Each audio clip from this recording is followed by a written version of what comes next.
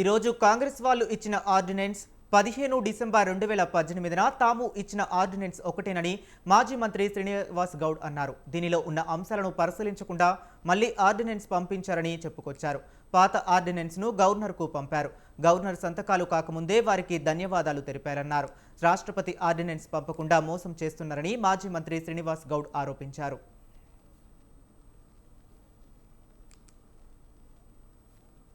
Ordinance December 15, 2018లో మేము ఇచ్చినటువంటి ordinance దీన్ని సవరణ చేస్తూ వాళ్ళు ఇందులో అంశాలు ఏం పరిగణలోకి తీసుకోకుండా మళ్ళీ ఆర్డినెన్స్ పంపించారు. చాలా విచిత్రంగా ఉంది. ఎవరైనా వేరే స్టేట్లో చూస్తే నవ్వుతారు. సాయంత్రం ప్రొవోక్ చేస్తారు అసెంబ్లీని, ఇమీడియట్గా గవర్నర్కి పంపుతారు. అంటే దురుద్దేశం ఎట్లా అనిపిస్తుంది చూడండి. అదే అసెంబ్లీలో చట్టాన్ని తయారు చేసిండ్రు, అదే అసెంబ్లీలో తయారు చేసే చట్టాన్ని ఇదే గవర్నర్కి పంపించిండ్రు. గవర్నర్కు ధన్యవాదాలు తెలిపిండ్రు. సంతకం పెట్టి ప్రెసిడెంట్ ఆఫ్ ఇండియా పంపినందుకు ధన్యవాదాలు గవర్నర్ కలిసి చెప్పిండ్రు. ప్రెసిడెంట్ ఆఫ్ ఇండియా దగ్గర ఉంది. ఒక్కనాడన్న ప్రెసిడెంట్ ఆఫ్ ఇండియాని కలిసి మీరు ఇది ఆమోదం తెలపండి అని చెప్పి మేము మాట్లాడినా గవర్నర్కు ధన్యవాదాలు తెలిపిండ్రు.